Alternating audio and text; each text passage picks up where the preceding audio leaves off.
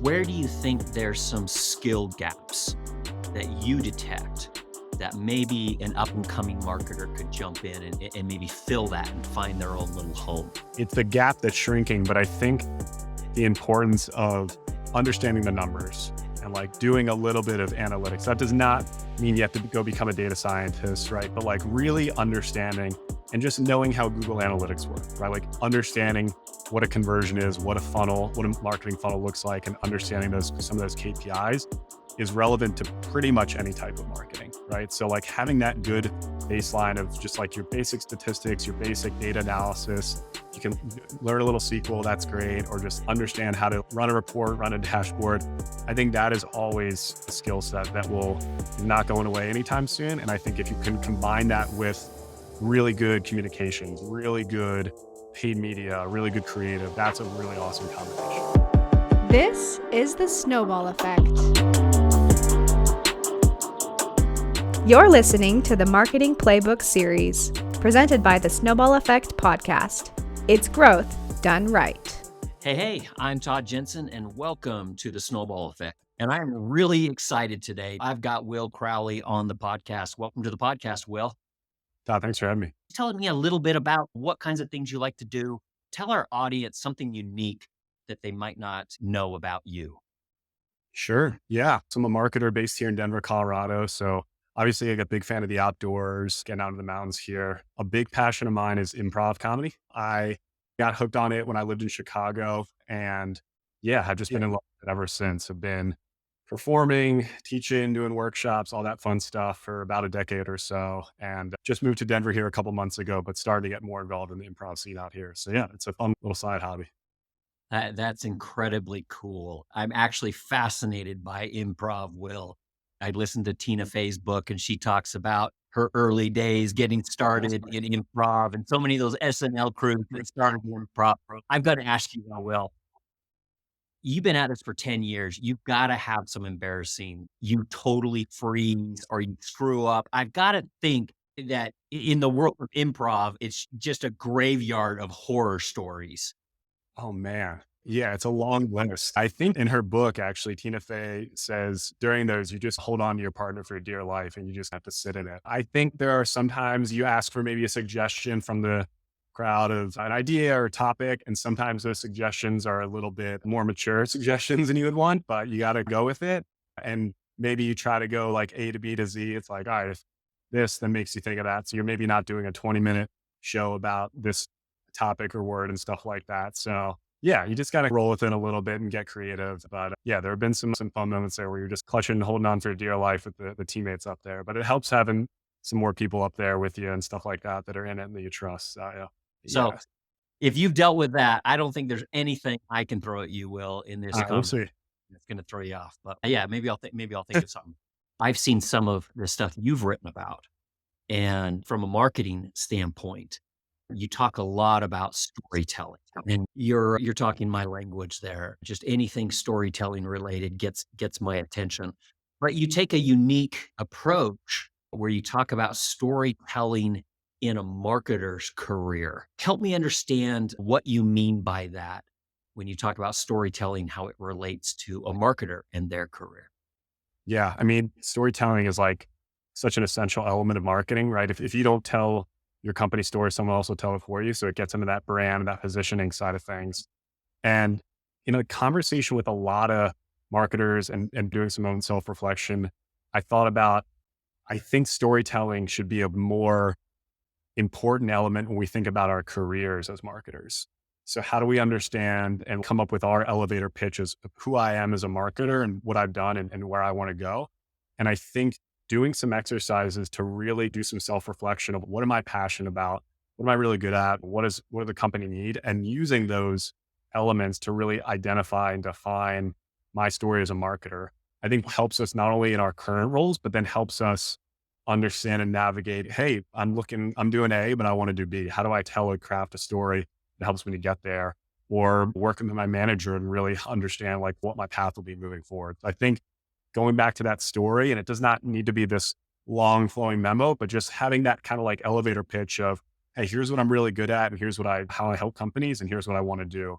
I think it's such an important part, but it can be challenging. That reflection, that looking inward can be tough, but I think there's some good exercises that I found that other people have written. So I try to put together some resources to help people think through that. And if they're looking at like a blank page or a blank canvas, how do you get that story to come out and feel confident about it when you're talking about it with colleagues in an interview, in a resume, anything like that? So I love that. And I'd actually love to, in the description, add some of those resources that you created, because that's what I would expect a marketer would think. Like they're probably really good at telling stories for brands that they've worked with, or maybe that's a skill that they're developing. But like you said, turning that camera inward and saying, how do I tell my own story? How does a marketer even start? Them looking at a blank page, or them looking at their own LinkedIn profile or something like that and saying, like, what story do I tell? What would you say? Like, how does a marketer even start to create and craft their own journey and their own story that they want to tell? Yeah. I think it takes some time to like really sit down and think about, all right, what were the moments of my marketing career where I felt most fulfilled? What were the ones of those challenging projects I was on, campaigns I led that I really got excited about? And then you're using that to maybe find some key elements of, oh, maybe I'm a really strong analytical marketer. I love digging into the data and then finding insights from that. And then maybe I love partner marketing. I love understanding how my company can work with others. I'm a partner marketer at heart. I love connecting people to like build conversations and brands. So it's using those, I think, elements and reflections, and there are different exercises to do that, but maybe finding those like kind of common themes or commonalities of a marketing career and starting to put that story together. And then bonus for, all right, where do I want to go? I'm really passionate about this part of marketing. I'd love to really learn more about, or this customer or this segment, right? Like I think I'm a partner marketer for the healthcare space, right? Or I'm a paid media expert for the gaming industry, right? I think adding in those different elements, it helps to refine that story a little bit more and make it feel a little bit more personal. And is that really what you're driving at? It sounds like you ended there with your example of, I'm a partner marketer for this industry. Is Mhm. that really what you're driving at as a marketer? Is a statement that kind of identifies who you are, almost like your own brand? Is that what your story's driving at? How does somebody know when they've got a story? What's the deliverable, I guess, at the end of Yeah. this? Yeah. I think it is like a 1 or 2 line, almost elevator pitch of, hey, here's something I'm really passionate about. Here's my skill set. Here's how I use it to help companies in marketing. From there, once you feel good about that and can rehearse that and weave that in, then that is the foundation that you can use for a career search or a resume or a cover letter or a LinkedIn profile. Because it then all flows back to that, right? That is like the foundation, the key element. And everything that you build and talk about should hopefully roll up and support that. Oh, let me tell you how I've done that at this company. Or let me tell you why I've got these skill sets that again support that, right? So I think if that is like that foundational piece and elevator pitch, whatever trailer, whatever you want to call it, um, that I think is a good centering point and framework to go back to when you're trying to think about, all right, where do I want to go in my career? Do some of that self reflection, but that is really the anchor point that you can build a lot of things off of. I actually love that a lot. Well, having just a nice concrete statement that stills the essence of who you are as a marketer and the type of marketing that you specialize in or that you're really good at. Mm. I love that. I'm going to totally throw you here and ask you, Yes. Will, what's your elevator pitch as a Yeah. marketer? Yeah. I think for me, I've been a marketing team of one a couple times in my career. So it's this idea of building companies and brands that I'm really passionate about, that have a mission that I'm really excited about. So that can take a lot of different forms, but it's this idea of, you know, a collaborative, data-driven marketer that can really help evolve and build brands for companies that are doing really cool things that I'm passionate about. So, so Will, help me understand, why is this hard to do? Why is this even a challenge to begin with for marketers? Yeah, I mean, I think a couple things come to mind in like themes that I've come up when I've chatted with marketers. One is this humility. Like I think marketers tend to be very humble, which is awesome. That's a great thing to lead with. But the one time where you can't be humble is when you're building out a resume, right? Or when you're in an interview and you need to talk a little bit about and be proud of the things that you've done there. And the thinking that I don't want to pigeonhole myself too much, right? I don't want to necessarily do email marketing for the rest of my career. So let me not necessarily tell that story and stuff like that. So I think those are sometimes the challenges that are valid that kind of have people run into. Or I think a big challenge sometimes too is not connecting the marketing to the business goals and objectives, right? Hey, I'm a designer or I'm an events marketer and that's what I do. But if we can't then tie that to how that's helping the business grow, how it's helping the company achieve its goals, it's going to be hard to really tell that story effectively. So those are some of the challenges that I think sometimes I've noticed even personally or talking with other marketers. I'm curious if you've seen these come up with other colleagues or folks on the team. Tyler, like, I don't know if anything else resonates with you.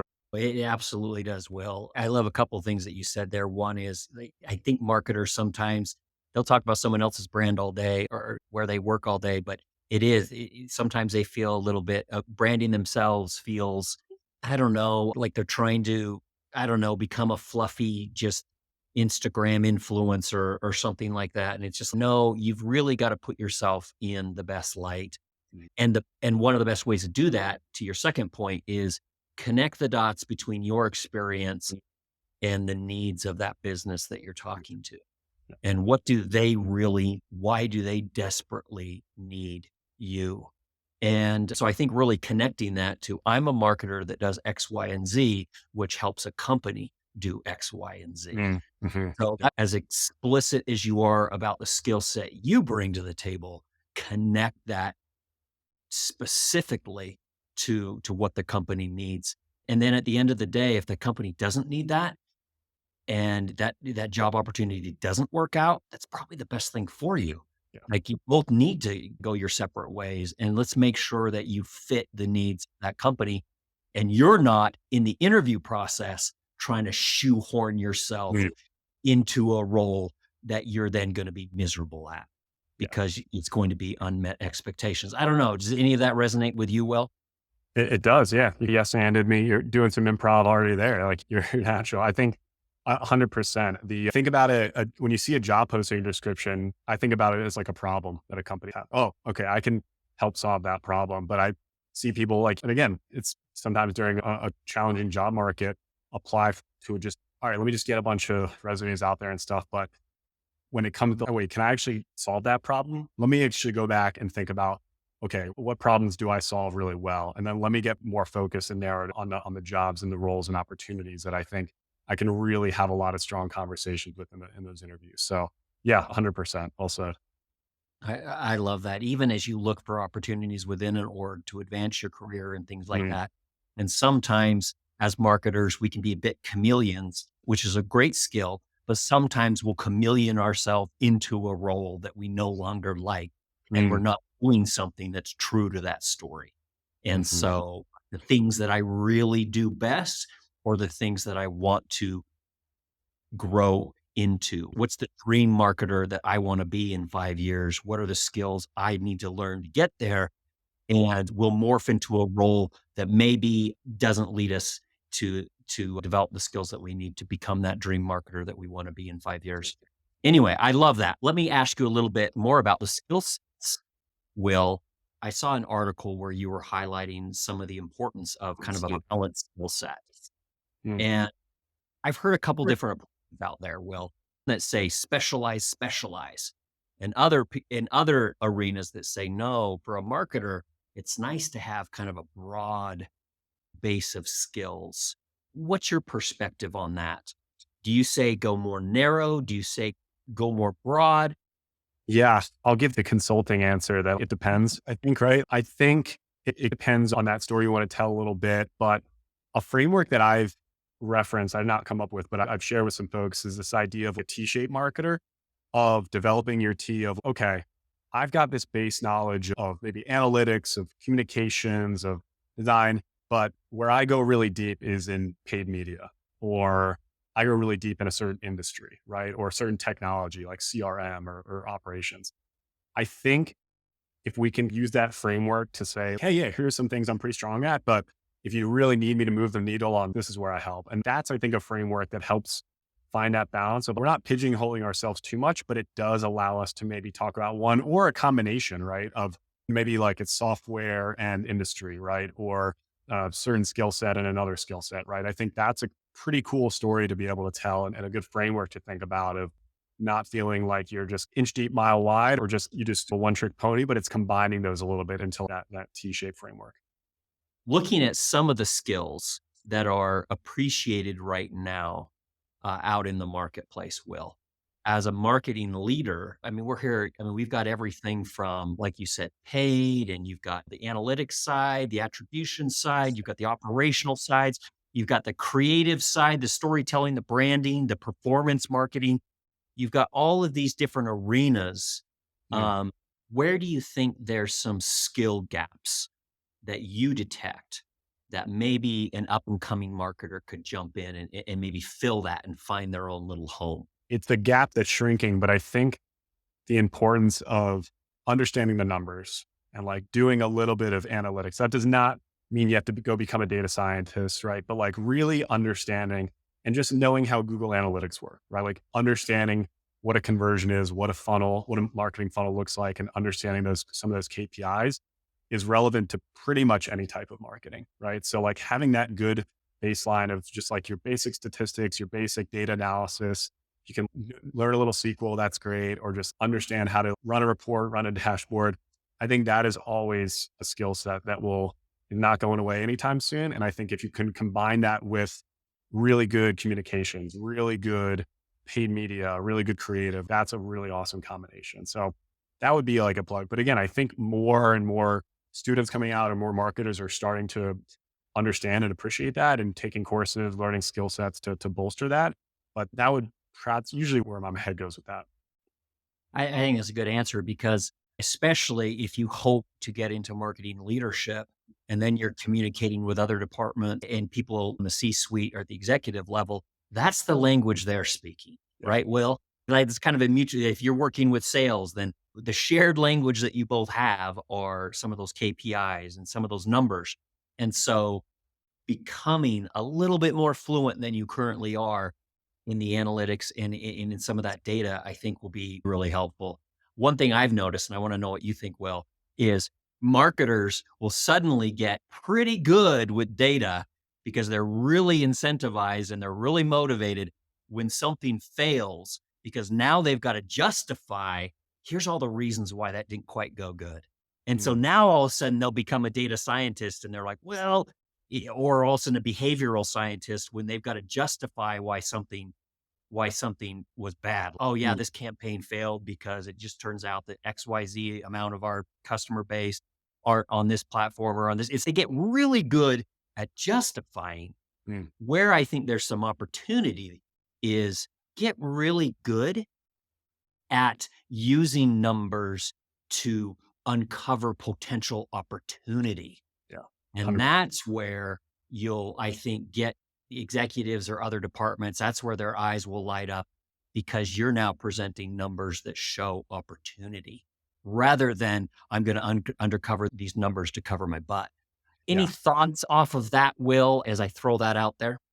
Yeah, no, a couple of things. I mean, one is that you mentioned the relationship with sales and that, yeah, understanding those KPIs is huge. I would also add on that the relationship with finance, right? Being able to talk to the marketing budget, the ROI, why I need this budget. Those are conversations you should be excited about and like coming to those, not like afraid of it, but really coming with, here's that justification of the numbers. And then to your point, yeah, I love that, like uncovering insights there. I mean, how much of a stronger conversation it is to go to your marketing leader and say, hey, I was thinking about this thing. Could we run this test here? I don't know. I just feel like I saw this.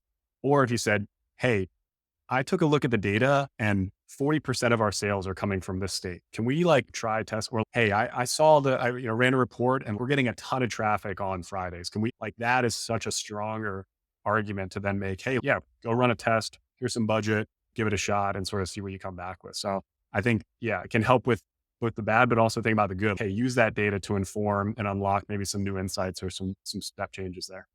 Oh, well said. I love that. It's almost we learn in relationships. Hey, it's important to learn each other's love language. Like all the executives that I've worked with, their love language is numbers. Yeah. You can show them, here's some numbers where there's some opportunity, and oh, look at this. We could swoop in here and make a dent. That now you're speaking their language, where you come in with gut and feeling, even if you have that as marketers and that instinct, like I will defend that all day, but you come in with the 1-2 punch of, hey, I got a good feeling based off my experience. Let me tell you, this is why. And you drop in a few numbers. Yeah, just get comfortable with that. And I think you'll find that those conversations go really well. I love that. So pivoting just a little bit, that was a fun discussion. Pivoting just a little bit into relationship marketing. That's really at Snowball what we specialize in. If I were to say what's our elevator pitch, it's we'll take people's happy customers and we'll nurture conversations with them over time to where they bring things, referrals, reviews, and things like that, really move the needle for companies. So I want to ask you about relationship marketing. On the B2B side, on the B2C side, how can professionals get better at taking their current customer base and turning those, helping to condition and nurture those to become active promoters and something that really moves their marketing and their growth? I'll start with the B2B side, and I'm sure there's applications for both, right? But on the B2B side of things, I think it's this idea of always being on the lookout for those moments, right? Whether that's what someone said when they hit the form on the website, or if you're doing like a win-loss interview, hey, tell me, how'd you find out about us, or what problem we're solving? I think just always having a pulse for those moments and being vigilant for that is just like a really good skill set to have. So because it allows you to capture those. I think also having a really good relationship with your customer success or client success team is really important, right? They're going to be the ones that have that even better relationship with the customer and say, hey, they're loving what we're doing right now. Like now might be a good time for us that testimonial, or, hey, things are a little rocky with this customer. Hold on. Let's not ask for that case study just yet. Let's get through the renewal sort of thing. So I think having that really good relationship with CS is really important. And then the last thing too is like making it super easy for that advocate, right? And then even building up their profile, right? Making them the star. We are the technology or tool in the background, but you, executive, are the one that made this decision, that saw this problem with your business and solved it by using this tool. Like really lifting up their profile and maybe helping them go speak about it or getting some media exposure, right? Like I think what's in it for them and being able to answer that question is really important. I would imagine some of those also apply to the B2C side of things. Is there shared commonalities there? I think so. I think on the BDC side, it's shifting. And you talked about that mindset about how can I help them? How can I promote what they're doing? So it's not just a gimme, gimme, gimme, but it's actually, hey, what can I do to make them look good? What can I do to solve problems for them? I think it's the same type of mentality on the B2C side.